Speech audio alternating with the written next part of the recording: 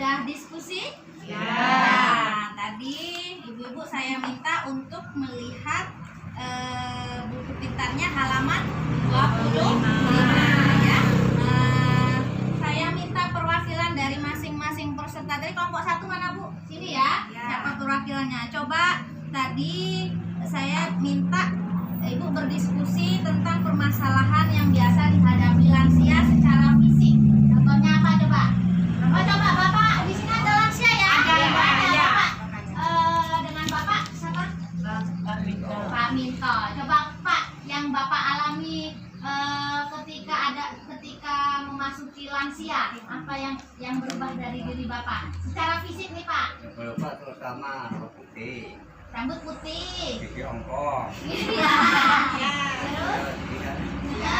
kuping kurang pendengaran, Iya. mata kabur. Mata kabur. Ya kurang lebih begitu ya ibu-ibu. Ya, Tapi kan walaupun di sebelahnya belum lansia, tapi dia punya orang tua ya. Mungkin kan bisa melihat dari orang tua kita yang sudah menginjak lansia. Oke, tepuk tangan untuk kelompok 1. Sekarang ke kelompok 2. Tadi saya tugaskan untuk berdiskusi permasalahan yang dialami lansia secara psikososial. Ayo, psikososial itu hubungan dengan emosi atau Iya. berhubungan dengan orang lain. Contohnya apa? Contohnya pemarah. Ya wajar ya, biasa ya, pemarah. Pasti pendiam. Iya, ada yang marah-marah, apalagi sebenarnya emosi yang gimana?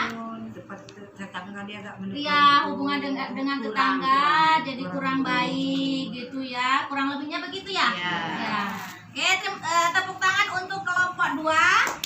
Kemudian yang terakhir kelompok 3, itu tadi saya tugaskan berdiskusi permasalahan pada lansia secara apa dalam bentuk spiritual ya, secara fisik spiritual ya, rohani. Coba perwakilannya Bu Erma, biasanya apa yang dihadapi seorang lansia secara spiritual atau rohani?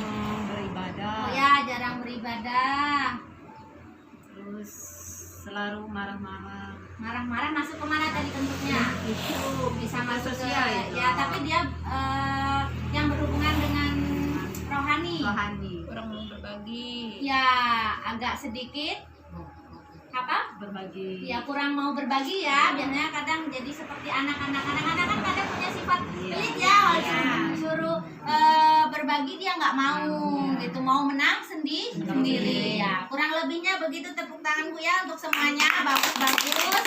Oke. Jadi jawaban ibu-ibu semua di sini dari 3 kelompok di sini semuanya benar. Ya, semuanya benar. Sekarang saya mau minta bantuan 2 orang saja untuk memasang flip chart. Siapa yang saya minta tolong 2 orang? 2 orang.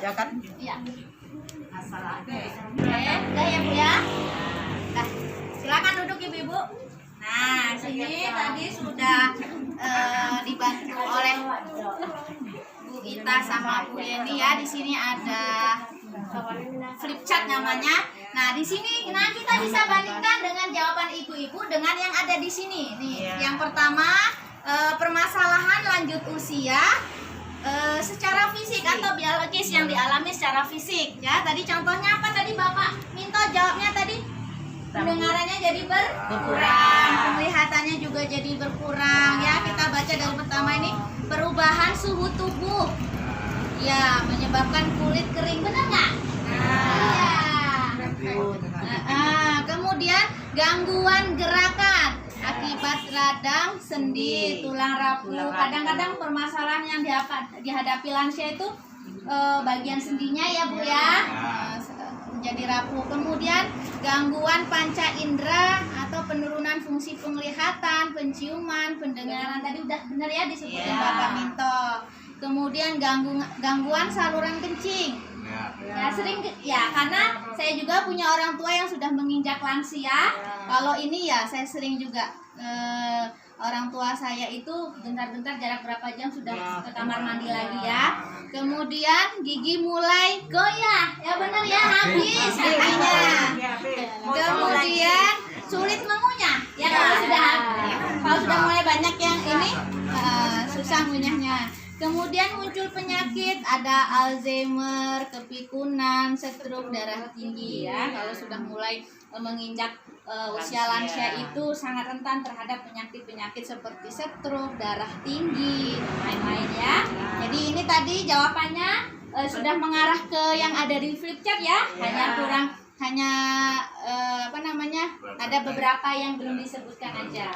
Oke ya, sekarang yang kedua secara psikologis ya psikososial, yaitu secara pribadi dan hubungannya terhadap orang lain atau dengan orang lain. Tadi udah dijawab siapa tadi? Kelompok 2 marah-marah ya? Pemarah. Kemudian ada lagi.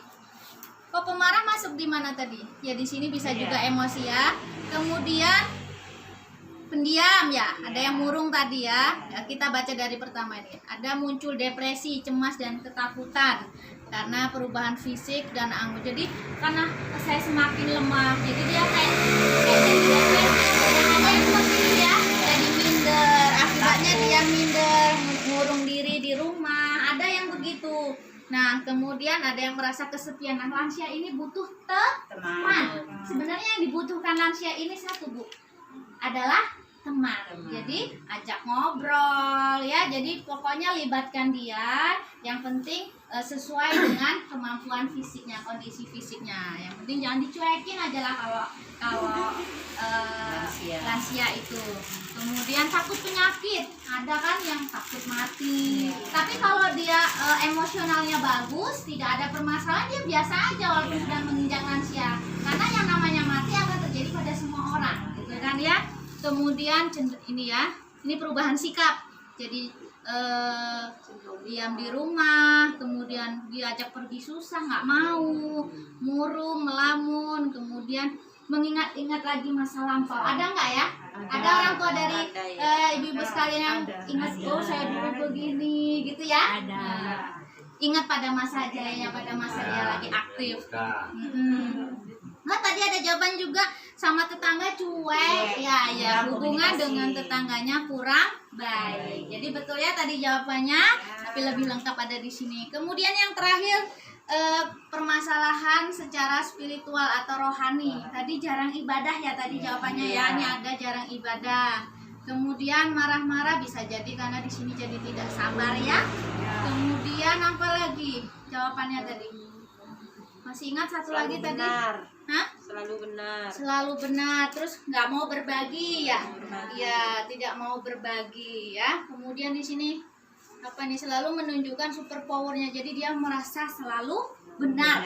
Yang nggak mau disalahin orang. Ya kalau udah ini ya.